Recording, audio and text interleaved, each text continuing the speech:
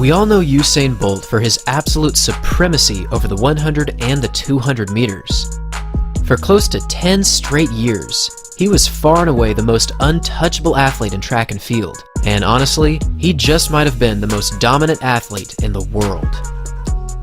When you think about Bolt, you think of this: a larger-than-life sprinter with more confidence than pretty much anyone, and although he certainly believed in himself, he wasn't the stone-cold, braggadocious athlete we've seen previously. He was different. He was a relaxed and easygoing runner who would quite often even make jokes directly into the camera. Frequently, we'd see him dancing just moments before his races started. He would even interact with many of the younger workers on the track just moments before he started his races. Man, it's hard not to smile when you see that. I remember watching Bolt during his prime, and I think it's safe to say that he was literally unbeatable when he was at his absolute best. In almost every race, he was so fast that he could easily cruise through the finish line with a huge smile on his face. But he wasn't always considered the greatest sprinter of all time. Throughout his career, we've seen countless world championship titles, multiple Olympic victories, and a ridiculous amount of world record moments. But when did Bolt truly become the greatest sprinter in the history of the sport? What single moment brought him eternal success that solidified him as the undisputed GOAT? This is the story of Usain Bolt's most immortal track and field moment. To better understand how Bolt became the one true GOAT of sprinting, we have to go all the way back to 2002. At just 15 years old, the young Jamaican was already showing tremendous promise on the world's highest stage. And although he wasn't even old enough to legally drive, he was already running unreal times. He was even running faster than athletes 4 or 5 years older than him. In the 2002 World Junior Championships, he experienced his first international win. In the 200-meter final, Bolt placed first with a time of 20.61 seconds. This victory made him the youngest World Junior gold medalist ever, and although he stated that he had never been more nervous before a race, he came through in the clutch, and this single moment would forever shape the remainder of his track and field career. At 6'5", Bolt was already a towering and dominant athlete, but even he had no idea that he would one day become one of the most decorated athletes in track and field history. Now, you might be thinking, Bolt became the GOAT back in 2009, where he broke the 100 and the 200 meter world records. These performances were absolutely earth-shattering, but this did not make him the GOAT. You also might be thinking about the 2008 Olympic Games, when Bolt exploded onto the world scene by winning the 100 meter dash in world record time. In the same Olympics, Bolt also broke the 200 meter world record with an amazing time of 19.30 seconds. Again, this was truly an Olympic moment to remember, but this was not his GOAT moment. Over the course of his career, we've seen this man do things that have completely shattered all sprinting expectations. But if you're wanting to watch the race that made Usain Bolt the one true GOAT, we need to go back to 2015. Coming into this season, Bolt was still recovering from an unfortunate injury that he sustained in March of 2014. After this injury, Bolt missed a full 9 weeks of training, leaving him completely out of shape and struggling for the remainder of his 2014 campaign. Unlike the previous years of endless racing domination, he only ran 5 races before the World Championships in 2015, and his performances, well, they were not good. In fact, going into the championships, Bolt's season only put him as the 20th fastest sprinter in the world for that year. This was unheard of. This clearly was not the same Usain Bolt that the world had known previously. This was someone different. This was clearly a struggling athlete, and many people had doubts about his ability to bring home the gold medal once again. And while there were many great athletes in 2015, one athlete in particular was aiming to bring down the great Jamaican sprinter, and that athlete was Justin Gatlin from the United States. Now, Gatlin himself was no stranger to the spotlight.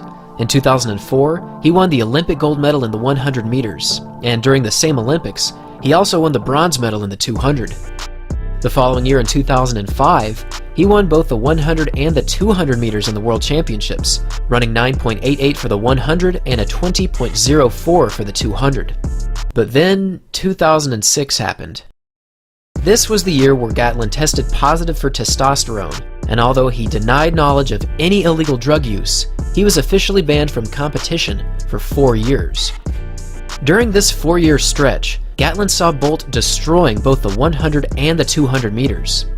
During this time, Bolt set a total of 5 world records, 3 of which still stand today. After returning to the track in 2010, Gatlin began improving little by little every year.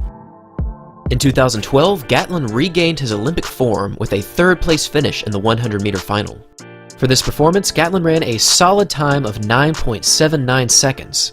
Moving into 2014, he continued showing great promise as he won both the 100 and the 200 meters during that year's Diamond League finals. Against all odds, Gatlin was the proud owner of the fastest times in the world for both events that year, running a 9.77 for the 100 and a 19.68 for the 200 meters.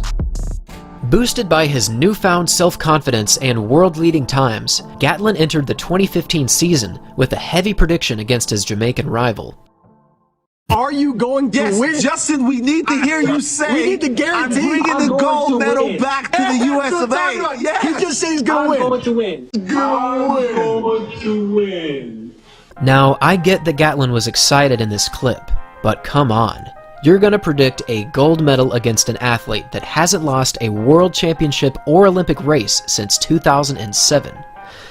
Well, good luck with that. But for real, the heat was on throughout the entire 2015 season, and Bolt was clearly not in his typical form. Generally, Bolt could walk a 100-meter dash in well under 10 seconds, but this year, breaking the 10-second barrier was a huge obstacle, and as the season progressed and Bolt continued to struggle, many saw this season as the potential end to Bolt's reign as the greatest sprinter in the world. After an incredibly challenging season building up to the World Championships, Gatlin was widely accepted as the better sprinter for the entire season.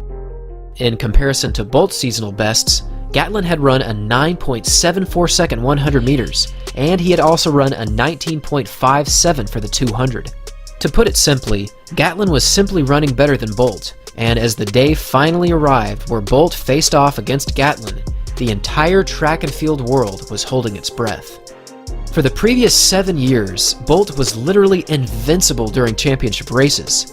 No matter how hard anyone else tried, Bolt always found a way to win. But this was a rare moment for Bolt. It truly seemed as though he was in trouble, and many thought that Gatlin was finally going to take down the Jamaican sprinter. But here's the thing about Bolt. He is the GOAT. He's the one athlete that will always show up when it matters most. And on August 23, 2015, he ran what just might be the single most clutch 100-meter race in the history of track and field. Bolt gets out pretty well, so does Rogers. Gatlin's got out a little bit better though, and Bolt and Gatlin are right together here. It's Gatlin at the moment, and here comes Usain Bolt, and Bolt gets it! Oh, does he? I think he has! Usain Bolt! Just imagine being Justin Gatlin in this moment. You've already talked trash for the majority of the season, and even though you've run much faster than him for the previous 3 months, Bolt showed up and ran one of the most clutch 100-meter sprints in track and field history. This wasn't just a victory. This was a struggling athlete who had just defeated the absolute best sprinters in the entire world. With a finishing time of 9.79 seconds, Bolt showed the world that he was the man once again. But we haven't even talked about the 200-meter final. In Bolt's own words, he said, "I'm not losing the 200. That's my event." And I'm gonna let you guess what happened in the finals. Unlike the 100, Bolt won this race easily.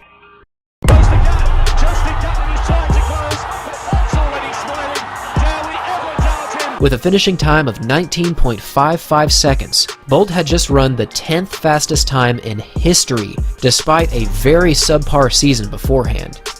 In an interview with Gatlin after the 200-meter final, he said that everyone has a responsibility, and my responsibility was to make that dude run fast.